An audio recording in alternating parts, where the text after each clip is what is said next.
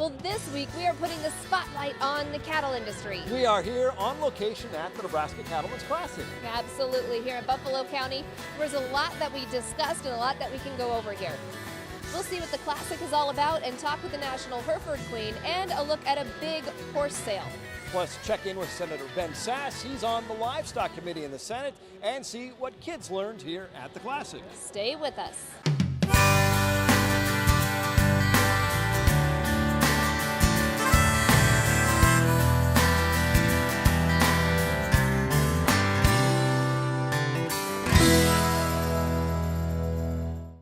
Here at the Nebraska Cattlemans Classic, it is a huge event for sure. There's a lot of people from all over the state that come. All showing their cattle and selling their cattle. Here's an overview of what took place.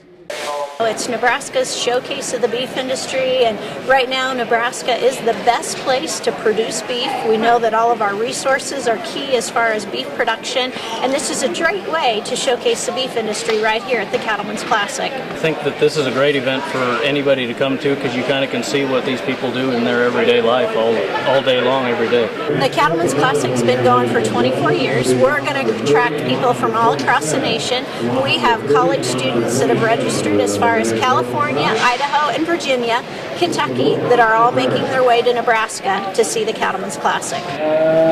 Something here for the entire family. We've got a tremendous commercial trade show here. There's a lot of shopping opportunities as well as resources that cattlemen have the opportunity to review, see the latest and new trends in the beef industry that can better help them back on their own operation. It's a good event. They really bring in a lot of different vendors and a lot of different people from all kinds of different venues, as far as from ranching to roping to everything, is from cattle to horses. So I mean, it's just a good event all around. Well, Marilyn, some might say Washington politics is full of manure, but that's not why Senator Ben Sasse had his boots on out here at the Cattlemans Classic. That's right. He was dealing with the real thing out here.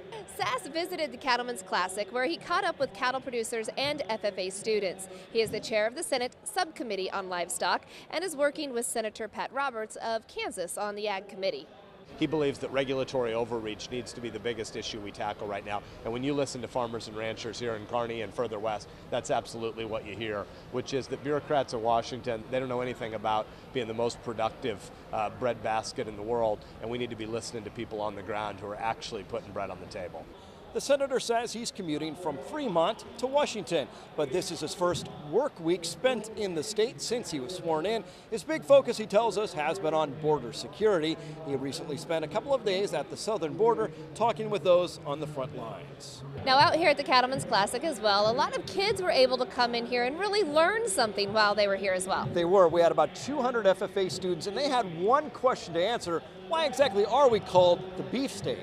FFA students competed for cash prizes. Teams of 4 had to give a 3 to 5 minute presentation to a panel of judges, but they didn't know the topic ahead of time. They were told to talk to exhibitors at the event and explain why Nebraska is at the heart of cattle country. It's a great place because we're centrally located. Like, we are very, one comment that surprised me a lot was we are very independent and we have lots of resources, but we're almost too independent sometimes.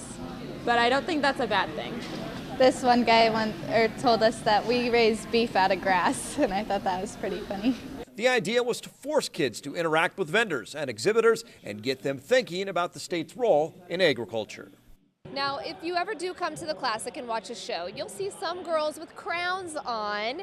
There was a Hereford Queen here, but also she got a very big title on top of that, the National Hereford Queen. And she is from right here in Nebraska.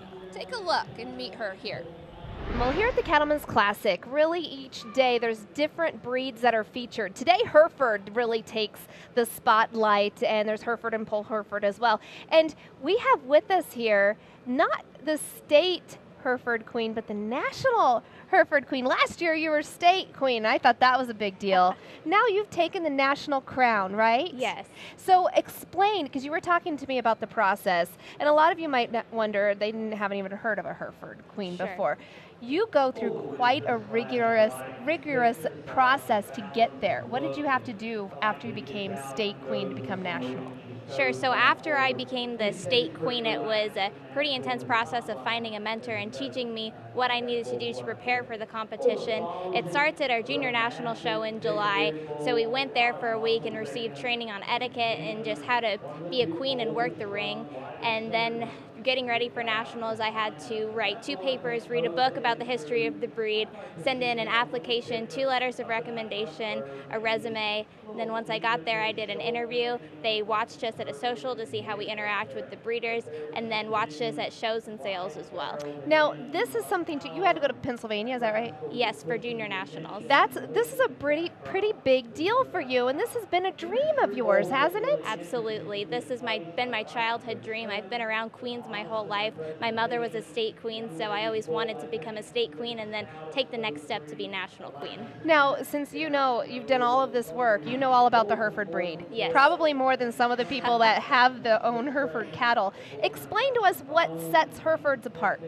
Well, Herefords are known for their docile disposition as well as their marbling, maternal, and fertility traits as well. So they're leaders in the beef industry right now. We have one of the largest breed associations in the country, and we're just really happy to be where we are and continue to improve our breed. Now, you are a senior in high school, right? Yes.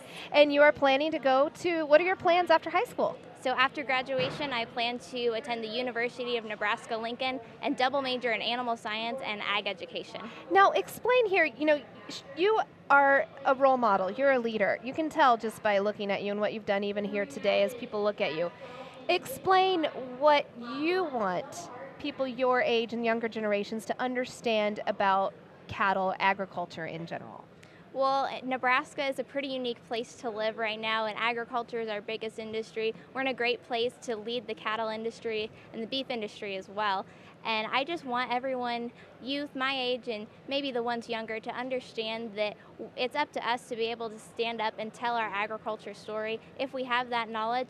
And maybe if you don't come from a rural environment, go out and ask someone, because it's a great thing to learn about and you should be able to have that knowledge. You see a lot of FFA people running around today, for instance. You're Absolutely. part of FFA as Yes. well. And explain the FFA, what that has done for you in your experience. FFA has totally transformed me from a shy, quiet, little insecure freshman to someone who's poised and able to stand up and educate others about agriculture now. So just the different leadership conferences and competitions that I've been able to attend, as well as network with industry leaders and make lifelong friends. It's really helped me to get into a position where I am today. You are amazing. Thank you so much, Katie. And of course, if you have questions about any of this, go to our website as well, Nebraska.tv. Congratulations to you. And while it's known as Cattlemans Classic Maryland, horses on display here as well. And I understand they had a record weekend last weekend, right? Absolutely. And it's more than just taking a horse up there and selling them on the auction block. They really prove what these horses can do, and it makes a huge difference in the sale. Check it out. Cattle prices are good, and if you're looking for a good quality ranch horse, I think this is the sale to attend in the state of Nebraska.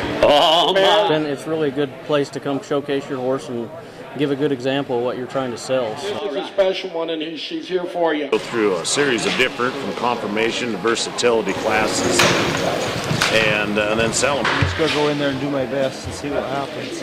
And nice horses and good horsemanship here today. I think they're all pretty good. I hope I'm the best, I guess, but I guess we'll see let the judges decide on that. Darn sure know which horse is rice at the top. It's a pretty good deal if you're looking for a horse. And they kind of give the buyers a look at what they actually can do when they take them home. They won first in the team pin. It's hard to compare. Each sale is different from sale to sale as you go. 62.5 here, 5. And I would say there'll be some horses here sell really high. Now 7. Everything went good yesterday, and everything is really going good today. So horses will all find new homes. We've already established a new record for our ranch horse sale. Our Lot 2 horse, which was the all-round horse yesterday here at the Classic, brought $11,750. Well, after the break, we will talk policy issues with the Nebraska Cattlemen. Don't go anywhere. Stay with us.